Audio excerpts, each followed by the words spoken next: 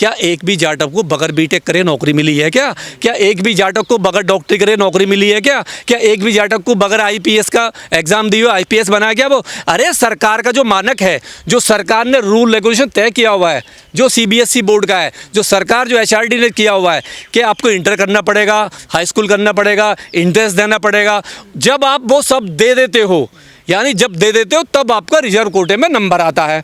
तो आप तो सारी चीज़ें किस वाल्मीकि समाज को, मेरे कितने सारे वाल्मीकि मित्र हैं, वो तो डायरेक्टर भी हैं, डॉक्टर भी हैं, वो और अच्छे खासे टीचर भी हैं, बिजनेस भी कर रहे हैं, जिनको मैं जानता हूँ बहुत सारे हैं। जो बदलाव की तरफ जाना चाहता है, जो वाल्मीकि, जो मूसर जाति जो बदलाव की तरफ जाना चाहता है, उसे कोई रोक रहा है क्या? ऐसा दिक्कत क्या होगी? वाल्मीकि समाज के वो समर्थन कर रहे हैं जो गटर में आज तक अपनी मर्जी से उतरा हुआ है। किस कानून में लिखा हुआ है आज़ादी के 70 साल बाद भी वाल्मीकि समाज ही गटर में उतरेगा? किस कानून में लिखा हुआ है? क्या सुप्रीम कोर्ट का आइडियल है? क्या सुप्रीम कोर्ट ने कहा है कि झाड़ू का काम केवल वाल्मीकि समुदाय करेगा? क्या मुँह से मारने का काम केवल मूसर जाति करेगी? कानून में तो नहीं है ना, कानून में नहीं है ना। आप किसी न किसी व्यवस्था में, इसी सड़ी गली जो व्यवस्था है, जो मनुवादी व्यवस्था है, गुलामगिरी की व्यवस्था में आज खुद ही आप बने हुए हो। आपको बनाया नहीं है किसी ने, ना कानून में है, ना सुप्रीम कोर्ट में, ना लोकसभा में, ना किसी अदालत में कि किसी अदालत ने ये कहा हो कि इस काम को वाल्मीकि समाज ही करेगा। आप अपनी खुद मर्जी से, जिसको वो दीवार तोड़नी है, जिसको स्वाभिमान चाहिए, जिसने बाबा साहब को पढ़ा, पेरियार को पढ़ा, वो बाबा साहब के रास्ते पे आ गया, वो आज कुर्सी पे बैठा हुआ है। और जो गटर में ही उतरना चाहता है, गटर में उतरना चाहता है, उसको तो रिजर्वेशन की जरूरत ही नहीं है, वो तो आज भी गटर में ही है। और एक और बात है, अगर सुप्रीम कोर्ट के जो जज हैं उनको इन जातियों से इतना प्यार है, उनको लग रहा है कि 70 साल से इनके साथ भेदभाव हुआ है, तो आप देखिए कि राज्य सरकारों ने स्टेटों में क्या किया है। क्या ये तो राज्य सरकारों की जिम्मेदारी थी ना, इनके लिए कानून क्यों नहीं लाए? एक रास्ता एजुकेशन का क्यों नहीं चुना? आप रूट लेवल पे इनके साथ जुड़ते, इनके बच्चों को अवेयर करते, इनके काम छुड़ाते। जो ये पुश्तैनी काम कर रहे, आज भी देश में अगर कोई मुँह से मार के खा रहा है, मुंह से मारने का काम कर रहा है, तो कितना पिछड़ापन है देश में। चूहा मार के खा रहा, कितना पिछड़ापन है। आज भी गटर में जिंदगियां साफ कर रहा है, जिंदगियां। मैं डॉक्टर हूं, पेशेंटों का इलाज करता हूं, मेरे पास भी गटर में आते हैं तो लोग, मैं देखता हूँ गटर में आज भी। तेरी क्या मजबूरी है? अरे मुसलमान को देखो, फल बेच रहा है, नींबू बेच रहा है, नाई का काम कर रहा है, कारपेंटर का काम कर रहा है, तुम्हें किसने रोका है? काम करो ना, हिम्मत तो दिखाओ। अरे इस व्यवस्था को तोड़ो। जब तक तुम डरते रहोगे, तुम डरे हुए हो, तुम डरते हो कहीं ये तुम्हें गांव से ना निकाल दें, तुम्हें कॉलोनी से नहीं निकाल दें। अरे आप उसको बंद कीजिए। और देखिए ये जो ना, अगर वास्तव में सुप्रीम कोर्ट के जज को इनको कुछ और करना है या इनका भला करना है, या कल के बाद में ये हमारे बराबर आ जाएंगे पूरी तरीके से, जो कह रहे हैं यादव जाटव के हम बराबर नहीं, तो एक और जजमेंट पास करे सुप्रीम कोर्ट के। जितने भी हैं ना, ये जितने भी ऐसे लोग हैं जो विरोध कर रहे हैं, कल को उनके लिए बगैर भर्ती के, जैसे लेटरल एंट्री में किया ना आपने, बगैर आईपीएस, आपने कोई टेस्ट नहीं, आईपीएस बना दिया। और जिस तरीके से बगैर एग्जाम के आप जज बनते हो, सुप्रीम कोर्ट में जितने जज बैठे हुए हैं, बगैर एग्जाम के, बगैर टेस्ट के, कोई रूल रेगुलेशन नहीं है, कोई कानून नहीं है। इसी तरीके से इस समाज को, जिसको न्याय नहीं मिला अब तक, आप उनको डॉक्टर बना दिए। कल से उनकी वैकेंसी ऐसी भर्ती करो ना, डायरेक्ट भर्ती करो। पर डॉक्टर साहब इतना आसान थोड़ा ही है, अभी कोई आंकड़े नहीं है, कोई डाटा नहीं है, कौन किसका। देखिए सर, क्या है दोस्तों, ये सुप्रीम कोर्ट, जितने भी हमारे SC ST के मुकदमे कोर्ट में जाते हैं, सुप्रीम कोर्ट पहले दिन में जजमेंट दे देता है। आपने देखा होगा SC ST एक्ट का एक PIL डाली किसी मनुवादी ने, कलम चला दी कि SC ST में ये ख़त्म। रविदास मंदिर की थी, ख़त्म। 13 पॉइंट रोस्टर की थी, ख़त्म।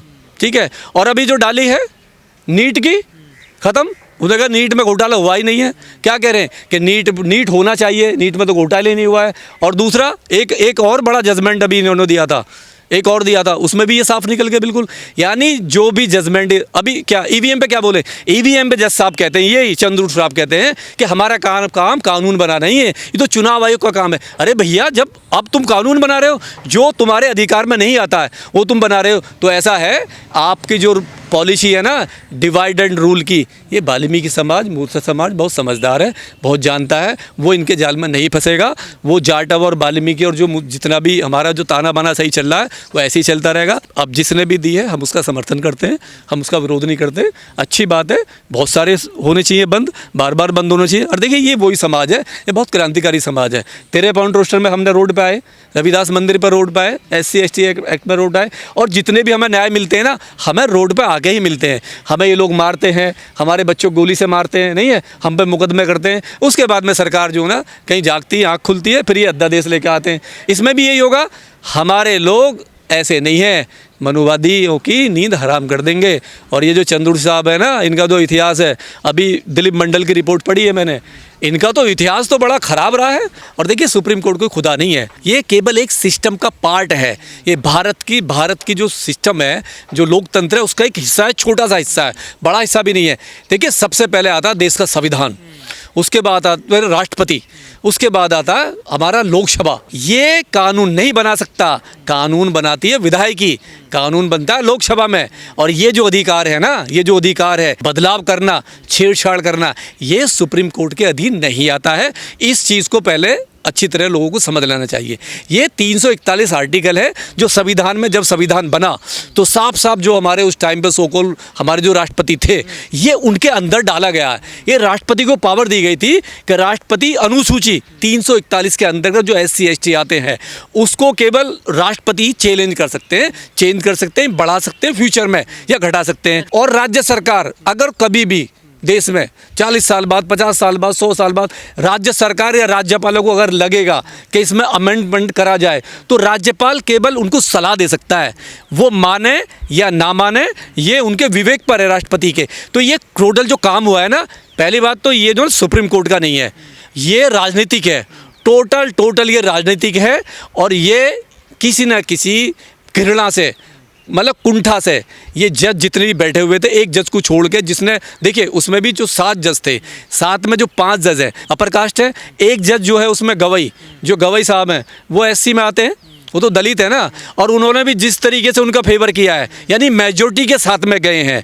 और वो खुद किस कोटे से आए, उन गवई साहब से पूछो तुम्हारे फादर क्या थे, तुम्हारे बच्चे क्या है, तुम क्रेमिल एरिया में बैठे हुए हैं, कल को रिजाइन देंगे क्या? वो जो जजमेंट उन्होंने जो जजमेंट दिया कि जी पीढ़ी, अगर किसी का चपरासी भी बन गया हो, अगर किसी के परिवार में कोई चपरासी भी बन गया हो, उसको द्वारा रिजर्वेशन नहीं मिलेगा। आप किस पोस्ट पर बैठे हुए हो, आप अपने आप को देखिए, अपने गिरेबान में जाके कि भाई साहब तुम जिस पोस्ट पर हो, ये खैरात में मिली हुई पोस्ट है, ये बाबा साहब की वजह से है, वो जो आपने टुकड़ा लिया था रिजर्वेशन का, और आप वहाँ पर दुहाई दे रहे हो। आपने दिखा दिया कि समाज जो है कुछ भी नहीं है। और देखिए क्या है, ये सुप्रीम कोर्ट है ना, ये टोटल राजनीतिक है। ये भी तो कहा जाता है, देखिए आम चर्चा भी तो है कि जाटव चमार खा के सबका आरक्षण। देखिए ये मनुवादियों ने फैलाया डिपेंडेंट रूल की तरह। जब देश आज़ाद हुआ, देखिए आज़ादी से पहले जितने भी अनटचेबल थे, चाहे वाल्मीकि हो, मूर्छित जाति हो, पासी हो, धानुक हो या हमारी हो, चमार हो, जाटव हो, इनके साथ में अनटचेबल ही रही है। यानी कई हज़ार, मतलब 100-200 जातियों के साथ में अनटचेबल था, बहुत बड़े पैमाने पे था। तो जो वाल्मीकि ने दंड सहा वो हमने सहा। जब देश आज़ाद हुआ, क्या बाबा साहब ने कोई संविधान में अलग से रखा हुआ है? क्या ये कहा हुआ है कि मूसर जाति को अधिकार नहीं मिलेगा शिक्षा का? क्या वाल्मीकि को कहा हुआ कि शिक्षा का अधिकार नहीं मिलेगा? क्या नौकरी नहीं करेगा? अरे उन्होंने दरवाजे सबके लिए खोले।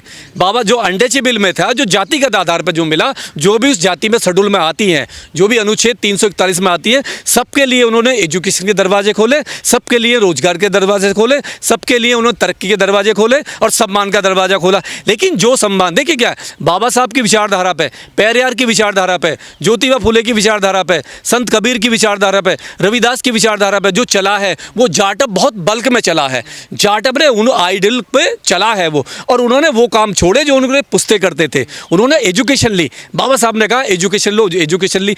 जब तुम एजुकेशन लोगे, जब तुम BA करोगे, MA करोगे, BTech करोगे, तो आपके रास्ते बनेंगे।